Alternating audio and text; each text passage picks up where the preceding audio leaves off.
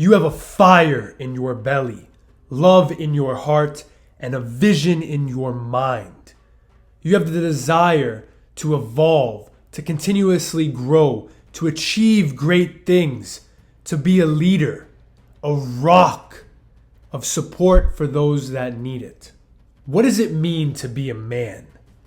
This is a controversial topic, and there are many differing opinions out there, but we are in a crisis of masculinity today because young boys and men have no idea what it means to embody the masculine essence, to be a man in the 21st century.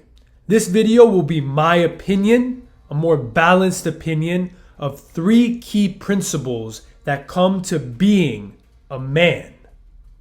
We'll get started with the hot one, emotions. There are so many people out there that are speaking about men being able to feel their emotions. Men should cry. Men should be more emotional. And while there is some truth to that, because repressing your emotions is never the answer. Thoughts are language of the mind, emotions, language of the body. So if you don't allow yourself to express your emotions, if you hold them in, if you repress them, then they will be held in the tissues of your body.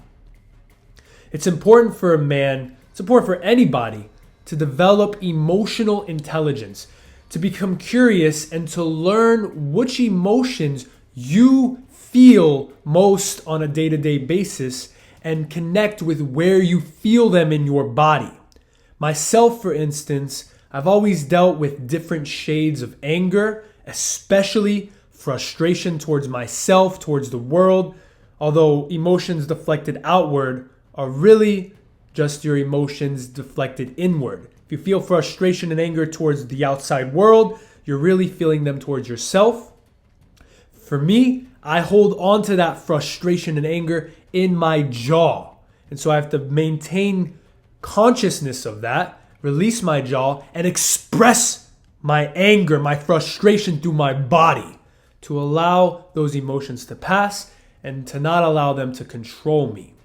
As a man, it is extremely important to be able to lead yourself through life and not let your emotions lead you.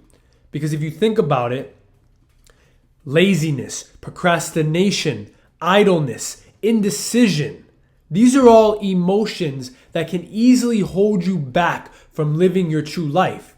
And if you allow yourself as a man to be emotional, you will be led by these emotions and you will be constantly pulled in all different directions, never being able to hold your center.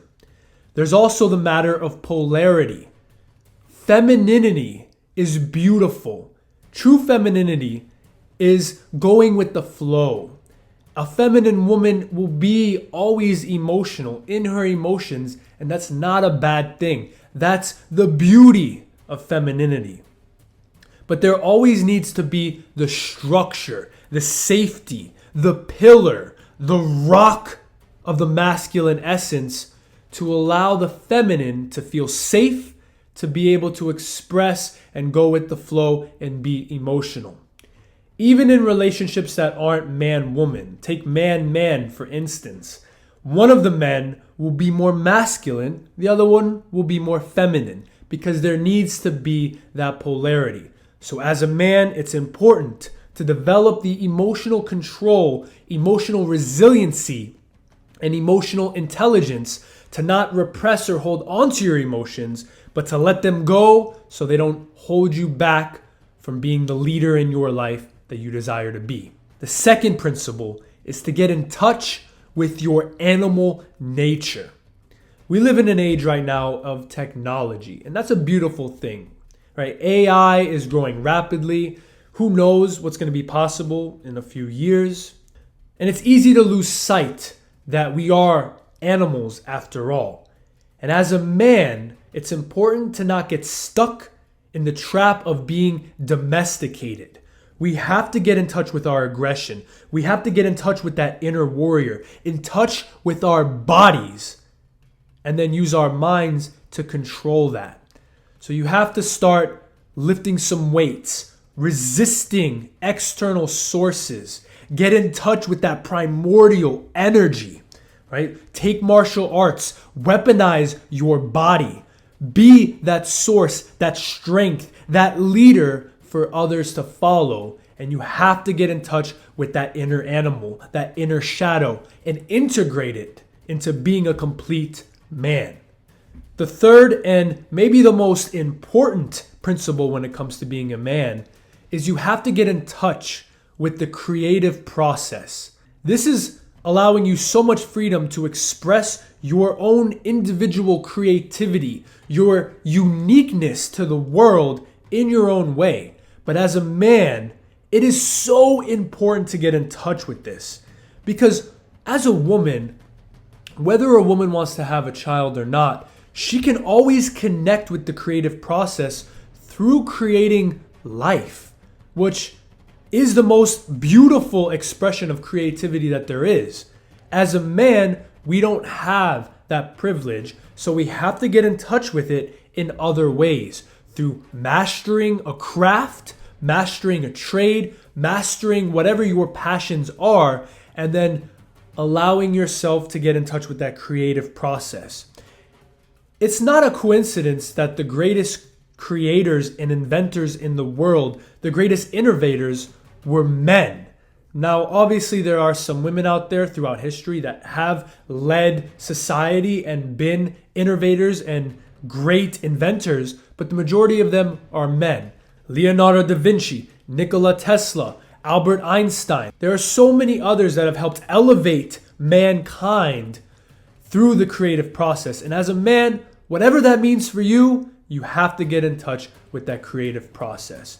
That can mean so many things, but you have to find your own individual expression of creativity.